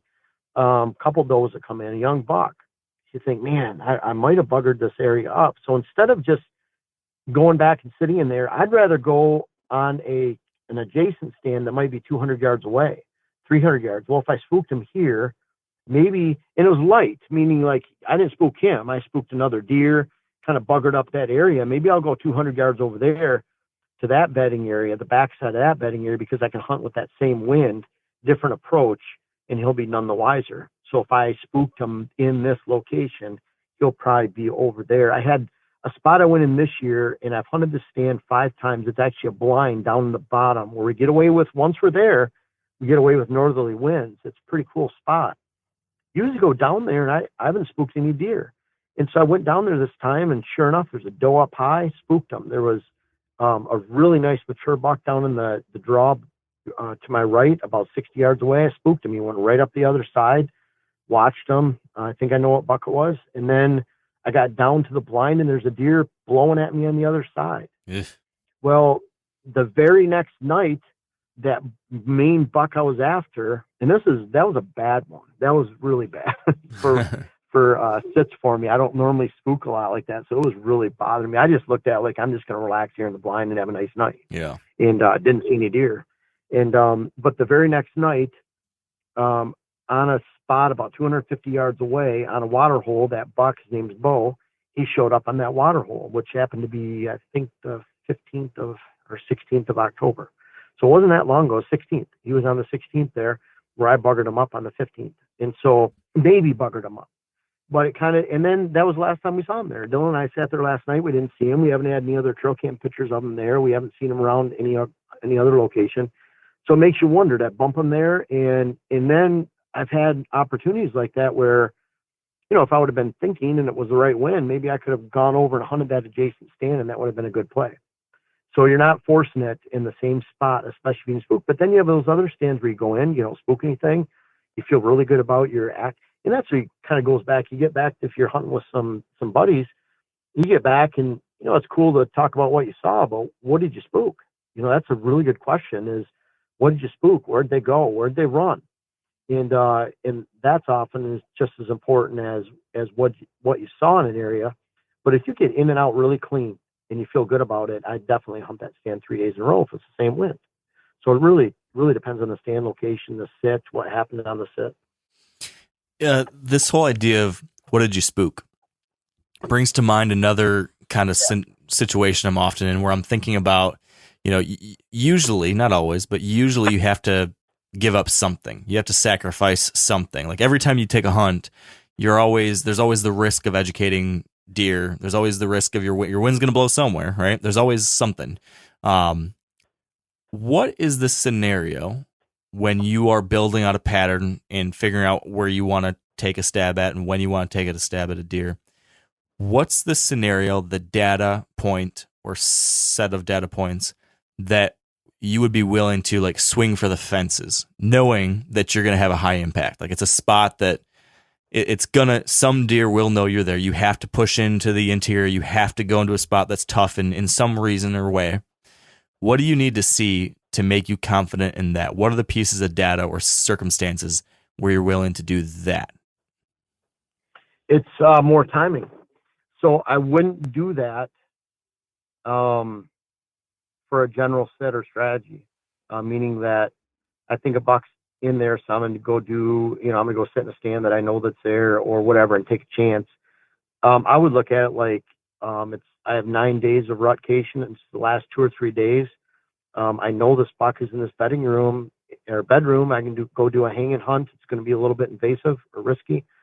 And I'll go kind of all for broke and go in.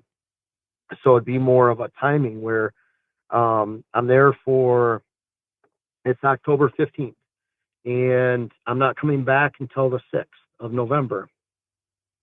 I can afford to be a little risky because I have 3 weeks of forgiveness for the local deer herd. So I'm looking at it more like that. Not that this is an actual option on the table. For me, it's not. I don't want to be risky like that. I want to live to hunt another day. Kind of going back to the private land thing. Yeah. Where on private land, it doesn't matter if you have 500 acres, 200 acres, 145. If you make mistakes, you can really mess up that property. Where public land, I can just go somewhere else. So public land's a different story. Where I'm gonna be more invasive when I know my time is limited and running out on a private land parcel. Public land, on the other hand, That's a little bit different because if you're scouting public land a lot and you know several good spots and you might have several good bucks that you're familiar with or maybe good spots that have good bucks, maybe you don't even know what bucks are in there, then I can go in the morning and you're looking at like, man, those public land hunts, you might not be able to afford to let a spot just mature all season. And you go in there at the perfect time in early November, you might want to hit that hard in early October. You might want to hit it again. You might have more pressure, so deer are being moved around a little bit more. And so public land's different. I'd be a little bit more aggressive. And then, of course, you have some of the areas where you might have a small parcel surrounded by ag in some of the big buck-rich areas, Kansas, Kentucky, Iowa, Western Illinois. And you look at it like, I know this area always holds mature bucks. You go in there and you spook a buck out. Well, another one just takes its place in the next 3 or 4 days. I don't have those areas to hunt, but there are areas like that. Then you can be aggressive too. You can go in there. And so again, kind of back to the why, the when, there's a lot of different conditions, and for me personally, in my general hunting, I don't push it or take chances because it'll have a devastating effect on the property. So much so that even when we go get deer, we go get them after dark. If it's cold enough and I shoot a buck and I have him on the ground during gun season, even bow season, and he went into a certain bedding area, and it's 9:00 in the morning. If I can sneak out, I will. If not, I'll stay there till dark. We'll go in there leave the machine running, voices low. You're just trying to do anything you can on that private land not to spook deer. And so hope that makes sense. I think there's a case to be aggressive, but not as a general strategy unless you're on public land. It's completely different. But then you might have some of those areas that, it's your backdoor public land, or this is where you go hunt public land in Michigan. Well, you might want to look at it like, you're going in a ways, you're not seeing a lot of other hunters. You can almost look at it like you're managing that area as if it was a big private land chunk. Yeah. Yeah, that does make sense for sure. I want to start tying a bow on this and wrapping it up so you can get out and get your packing ready for your big trip. So just a couple quick last questions. One thing that's more of a general question, but I have forgotten to ask you about it. We've talked through the sign that you're seeing. We've talked through the historical trends that you're observing and keeping tabs of. We've talked through how you're getting pictures of these deer and how that helps you pattern them. But what we haven't touched on is how do you actually keep track of all this data and organize it? Do you write any of this stuff down in a journal? Do you have a spreadsheet or anything where you track deer sightings and observations or daylight photos or anything? Do you have a way you organize your photos on your computer? Is there anything like that helps you keep track and analyze all this stuff? Mark, this is going to be not helpful to your listeners, and I'll say this: my memory is really good, where I remember certain bucks, certain times of the year, leaves or no leaves, early season, late season, morning, evening, during the day. Those things really stick out. The sign that goes with it, I see it like a big puzzle in my head. And it's kind of like when I go to a client property, there's client property. I could just about redraw my first property I went to, drew it on graph paper with a pencil and ruler back in '05 in the eastern side of the UP. And there's things like that stick in my head. I would read a history book in high school and get to the end of the page and have to reread it. I don't even know what I just read. And hunting magazine, I could tell you, and I bet you the same way, or I could tell you just about to the page number where a certain ad was on a Field and Stream magazine when I was 10. That's awesome. And so, it doesn't help because I don't keep journals. I don't, use any fancy software. We had some software back in the day for keeping track of bucks and where they were. And it wasn't that it was a bad software. It's just that for me, well, me with sponsors, partners, products, I don't use them unless I don't partner with somebody unless I'm going to use the product. And we don't have product days where we just go out and take videos of a bunch of sponsored stuff. We actually use it. And so if I'm not going to use it like that data collection for trail camera, then it wasn't a good partner to have. And so it doesn't matter how much money they give me, I'm not going to do it. So that was kind of, it is bad. For me, if I had to organize it in my head, it would be certain colors or letters for certain bucks And where I've had pictures of them in the past, I'd probably change the color. This is something I thought about in the past, it'd be cool to do, but I'd probably change the color to the frequency. So if it was red, he's there all the time. If it's yellow, he's not there that much. If it's green, I'd have different colors so that I could look at a map and see those hot spots of where that buck would be the most. But it's kind of like I already have those in my head where he's at. And then it comes back down to that cluster of stands in this 30 acres or this edge. And if I know he's in that 30 acres, I'm going to chip away at him on the outside with the right wind in those stands.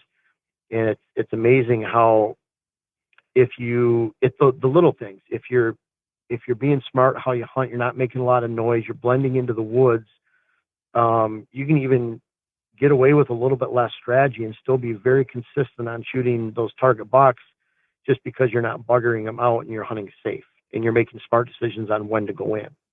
Yeah. Yeah. Well, like I said, it's probably not going to help your listeners. But it's kind of, I think we can get so bogged down in those details. It's information overload. I'm the type of personality that I keep those in my head. If I wrote them down and made charts or graphs, to me, it would almost take the fun out of it, but that's me.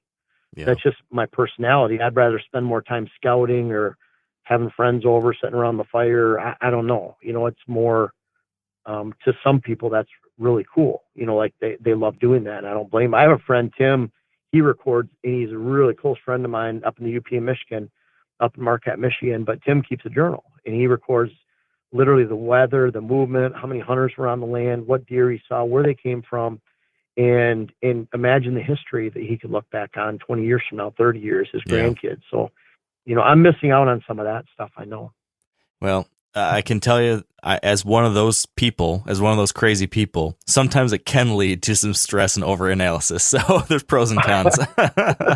Yeah. And that's where, there's already, we're both really busy with what we do. It's kind of like, you gotta balance what, you make a priority and what you don't. It's not that you don't have time. It's just you spend your time on almost a list of priorities. So gotta pick and choose. This podcast, like you said, we're getting ready to go in, but I always love talking to you. So it's kind of like when Mark Kenyon calls, I'm gonna do a podcast, and we get requests for podcasts all the time, but I've always enjoyed the history with you and talking about this stuff because it always leads us down a good rabbit hole of a lot of detail and strategy that some people either gloss over or they just don't care to talk about or really relate to. Yeah. Well, I really, really, really appreciate you taking the time to do this. And I too really enjoy how we can geek out and get into this level of stuff. So let's just do one last question and then get you out the door. Sure.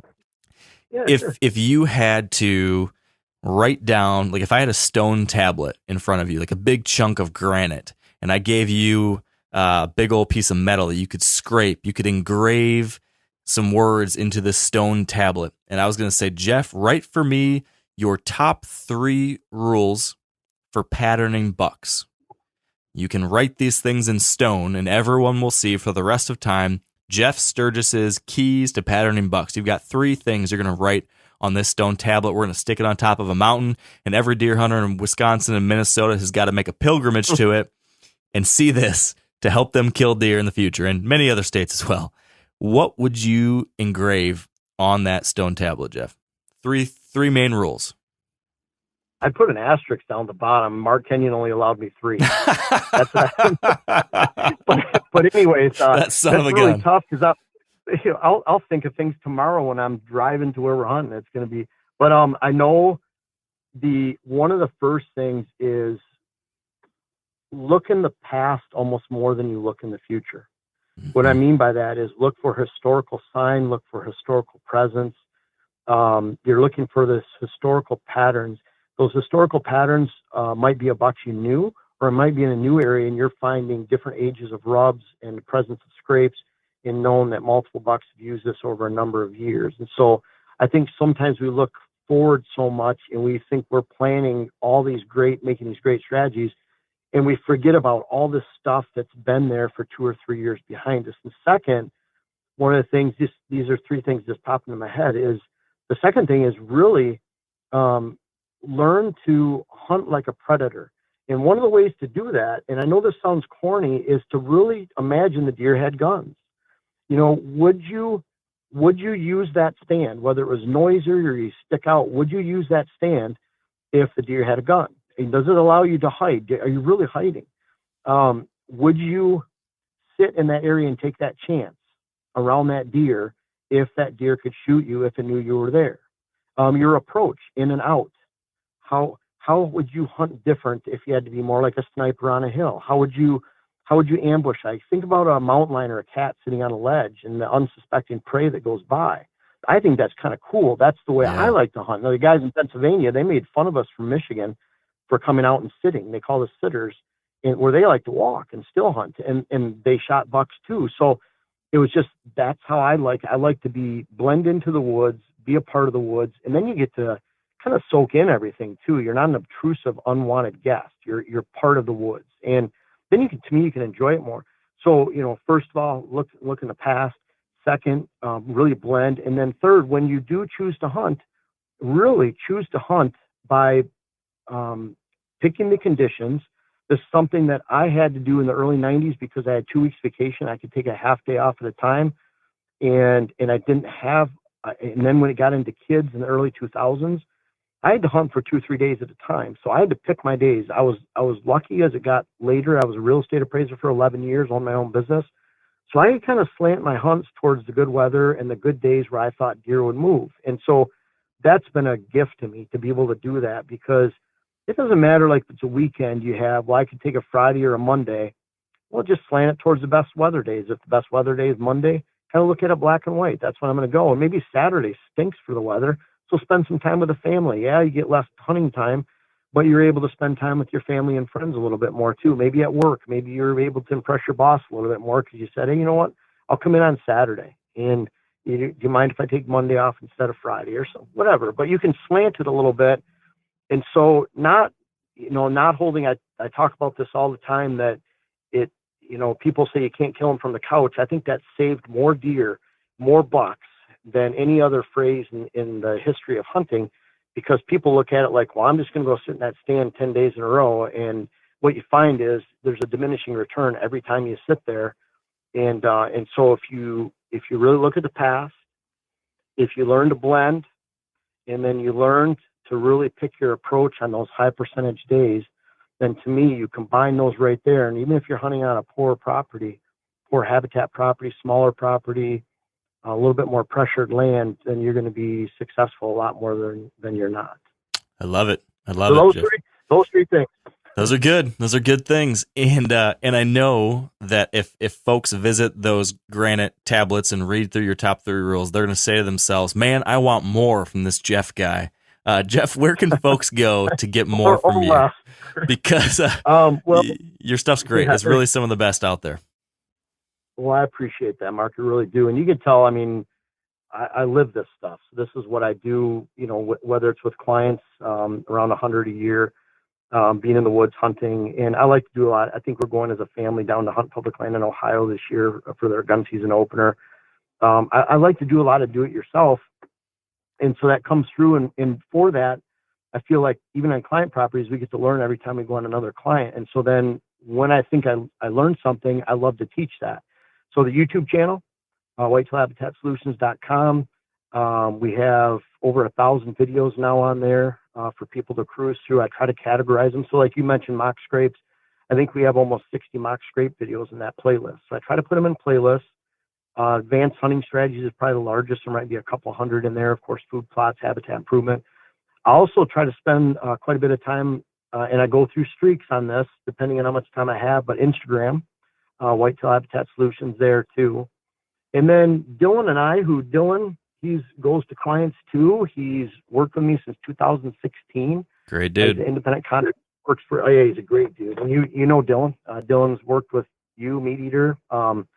He's worked with a lot of different hunting industry personalities and people and entities and companies. And so, but Dylan and I work with them about once a week shooting videos, and he sits in a tree with me too. We plan and strategize a lot together, and we started a podcast, And, we've talked to you about being our first guest. We're hoping that'll work out here in the next couple weeks.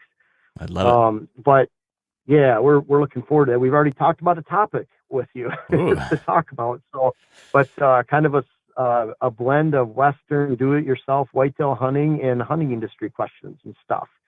So, get into a talk about that. But bottom line is, we've shot we actually have recorded them, but we've filmed them and recorded them. And those should be on my website. We have whitetailhabitatsolutions.com. There I have over 600 whitetail articles I've written, strategy articles, and we'll be hosting the podcast. It's supposed to be done by about October 31st, the 1st of November.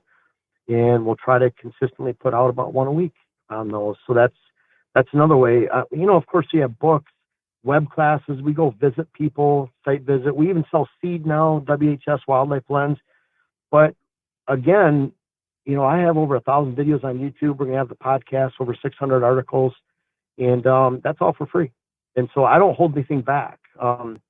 It's, when I learn something, I keep a running tab of notes. I might have shown you, Mark, but it's a couple thousand long in my phone. And it's, when I think of something, I'm on a client property, I get excited and geeked out about it. I can't wait to tell people. And so I do that through Instagram, YouTube, now the podcast, books, writings, whatever. Man, it's awesome. We've all benefited from it. So on behalf of everybody listening here and all the folks who've watched your videos, read your books, read your articles, let me just, I'm sure you've heard a million of these, but let me just do it one more time. Thank you. Well, Mark, thank you. I really appreciate it. It's been fun, rewarding, this entire process. But most of all, I hope, I always say if the information's not helping anybody, then why put it out? And so I love hearing that feedback. I appreciate it. I love hearing the feedback and the comments on YouTube and in Instagram too. YouTube tells me I answer about 10,000 comments a year on YouTube. So I try to answer as many as possible. But the whole mission is to try to help. So I hope it comes through, and I really appreciate that feedback. Thank you, Mark. Yeah. Well, hey, you're doing an awesome job, but now I've got one last thing for you, Jeff. You need to hang up this phone, finish packing, and go kill a buck in Saskatchewan. All right, my friend? That sounds really good, Mark. I thought that was a dream hunt I'd go on and when I'm in 10 years from now or something, but HuntWise made it happen this year. It was a random call in January. They let me know. Jen's going too, and Dante's actually coming to film. We found out that in the last couple of days. He works at Matthews, my stepson, and they gave him time off unpaid, so we're helping him out with that and getting him. He's going to film us, and so we're leaving at 6 a.m. It's kind of a dream hunt. I've always wanted to hunt those chocolate horn monsters up north. And we're going to be able to do so here pretty soon. So very, very fortunate. All right. Well, I'm going to be crossing every one of my fingers and toes for you. Thank you, Mark. I'm hoping to just see a giant. That'll be nice. It'd be awesome. So just to be up there. That sounds awesome. All right. That's it, my friends. Hope you enjoyed it. Thanks for joining me. Follow along with my story over at Wired to Hunt on Instagram. Be sure to check out the Wired to Hunt page over on the Meat Eater website. That's themeateater.com/wired. You can follow along on Facebook, our YouTube channel. We've got the Deer Country Show over on the Meat Eater YouTube channel. Be sure you subscribe to the Meat Eater newsletter, which you can do over on that Meat Eater website. You'll get a weekly email with an update on all the content we've got. What I'm trying to say is we're putting out a lot of deer hunting stuff for you folks who love deer hunting, just like me. But it's time to hunt. So let's stop talking. Let's get in the woods. Best of luck. Have fun. And until next time, stay wired to hunt.